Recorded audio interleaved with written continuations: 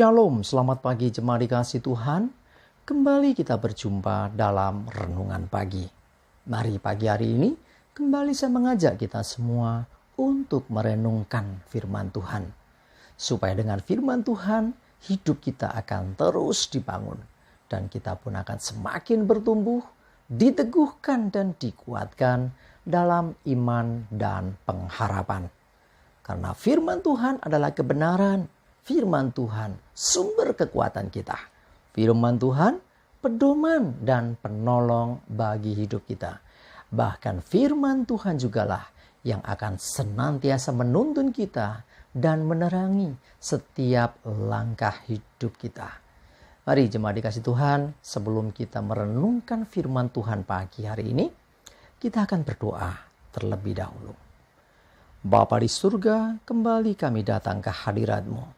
Kami menaikkan segala puji syukur atas begitu besar kasih setia-Mu, atas segala kebaikan-Mu, rahmat dan anugerah-Mu, berkat dan kemurahan-Mu, perlindungan Tuhan, penyertaan Tuhan, pertolongan dan bahkan pemeliharaan-Mu ya Tuhan di dalam hidup kami.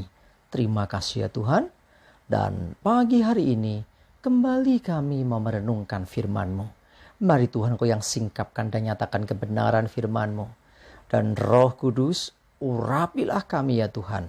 Sehingga kami bisa menangkap, mengerti dan juga melakukan firman Tuhan dalam hidup kami. Terima kasih ya Tuhan. Di dalam nama Tuhan Yesus kami bersyukur dan berdoa. Amin. Mari jemaat dikasih Tuhan. Sama-sama kita akan buka Alkitab kita. Firman Tuhan pagi hari ini saya ambilkan dari Wahyu 2 ayat 2 sampai yang kelima. Saya bacakan. Aku tahu segala pekerjaanmu, baik jerih payahmu maupun ketekunanmu.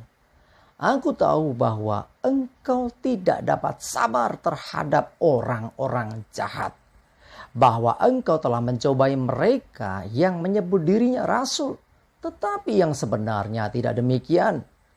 Bahwa engkau telah mendapati mereka pendusta. Dan engkau tetap sabar dan menderita oleh karena namaku. Dan engkau tidak mengenal lelah.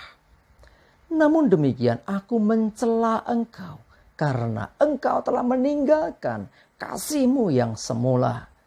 Sebab itu ingatlah betapa dalamnya engkau telah jatuh. Bertobatlah dan lakukanlah lagi apa yang semula engkau lakukan. Jika tidak demikian, aku akan datang kepadamu dan aku akan mengambil kaki dianmu dari tempatnya. Jikalau engkau tidak bertobat. Jemaat dikasih Tuhan, pesan ini untuk jemaat di Efesus. Kita tahu Efesus sekarang di mana? Daerah Turki. Ya, Turki sekarang bukan lagi mayoritas Kristen. Jadi kekristenan di Turki kecil. Ya, kenapa? Nah, ternyata salah satunya sudah diperingatkan melalui surat dalam kitab Wahyu ini. Dinyatakan bahwa aku tahu segala pekerjaanmu, jerih payahmu, ketekunanmu. Nah, itu jemaat yang tekun, jemaat yang tidak mengenal lelah, ya. Dan tidak sabar terhadap orang jahat, bahkan mencobai mereka yang menyebut diri rasul tapi bukan rasul, alias pendusta, atau mungkin dikatakan bukannya pendusta ya, dikatakan lebih lagi mungkin rasul palsu gitu ya. Nah, itu sampai mereka bisa menguji itu semua. Mereka pun menderita dengan sabar, mengalami aniaya dengan sabar, tidak mengenal lelah. Itu dulu dikatakan, namun aku mencela engkau karena engkau telah meninggalkan kasihmu yang semula. Dulu luar biasa, tapi setelah kehilangan kasih yang semula, segala aktivitas, segala pelayanan yang dilakukan, itu hanya sekedar rutinitas, kebiasaan saja. Nggak ada semangatnya, nggak ada cinta di dalamnya. Dan Tuhan mencela semua itu. Seringkali kita pun demikian, bangga dengan masa lalu. Dulu aku pelayanan misi ke sana sini. Dulu pelayanan luar biasa. Hujan derasku terjang, nggak peduli karena aku mengasihi Tuhan. Sekarang bagaimana pertanyaannya? Apakah masih demikian bersemangat seperti dulu?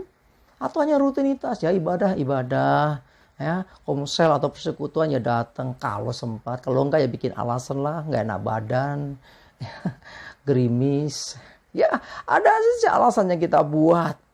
Kita bisa kok memang bikin alasan, tapi itu untuk manusia. Tapi alasan yang kita buat ke Tuhan. Tuhan Maha mengetahui, Tuhan tahu yang sesungguhnya terjadi. Orang-orang yang sudah bikin alasan-alasan hanya untuk dia bisa tidak datang ibadah, tidak datang mungkin persekutuan atau komsel atau yang lain. Ya, itu salah satu tanda, indikasi bahwa orang itu sudah mulai kehilangan kasih yang semula. Hati-hati. Dikatakan apa? Sadari, ingatlah betapa dalamnya engkau telah jatuh. Ya, masih ke gereja, masih melayani. Tetapi kalau sudah kehilangan kasih yang semula, sesungguhnya engkau telah jatuh begitu dalam. Solusinya apa? Bertobat. Wah, ini mengakui kesalahan dan memulai yang baru lagi. Tidak mengulang lagi. Jika enggak, kaki dia diambil. Ya, jemaat dikasih Tuhan, mari saya mengajak kita semua. Jangan puas dan bangga dengan cerita masa lalu. Dulu aku begini begitu. Ya, seringkali orang bangga masa lalu. Kekristenan kalau hanya bicara masa lalu jadi monumen. Ada begitu banyak bangunan-bangunan peninggalan bersejarah dulu luar biasa. Tapi sekarang biasa saja. Nah, itu yang sering terjadi. Ya, orang sering bangga dulu aku melayani Tuhan luar biasa. Tapi sekarang ya sudah aku nggak kuat lagi. Padahal melayani Tuhan itu dengan banyak cara. Ya. Yang penting apa? Miliki kasih mula-mula dalam dirimu. Orang yang memiliki kasih mula-mula, dia akan bersemangat. Walaupun tidak sama lagi mungkin karena alasan usia, faktor kesehatan. Tetapi kalau tetap memiliki kasih yang mula-mula, dia tidak bisa tinggal diam. Walaupun dia dengan keterbatasan, dia akan berusaha melakukan yang terbaik bagi Tuhan. Karena kasih. Mari jemaat dikasih Tuhan, saya mengajak kita semua. Jangan kita terperdayai iblis ya dengan kita diperlihatkan kebanggaan di masa yang lalu.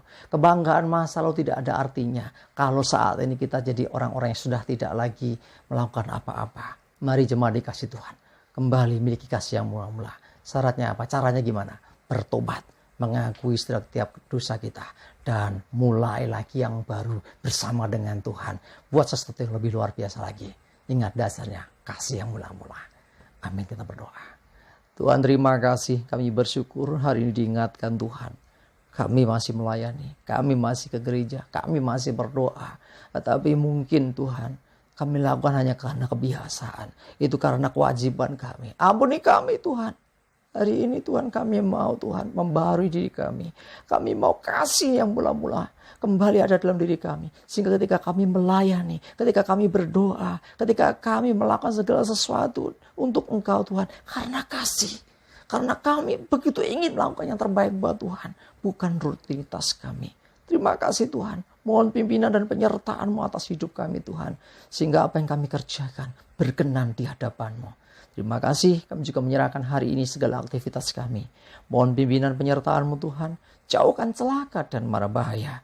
Damai sejahtera dan berkat Tuhan menyertai kami semua. Dalam nama Tuhan Yesus, kami bersyukur dan berdoa. Amin. Mari jemaat dikasih Tuhan, semangat terus, maju terus dalam iman dan pengharapan. Tuhan Yesus memberkati kita semua.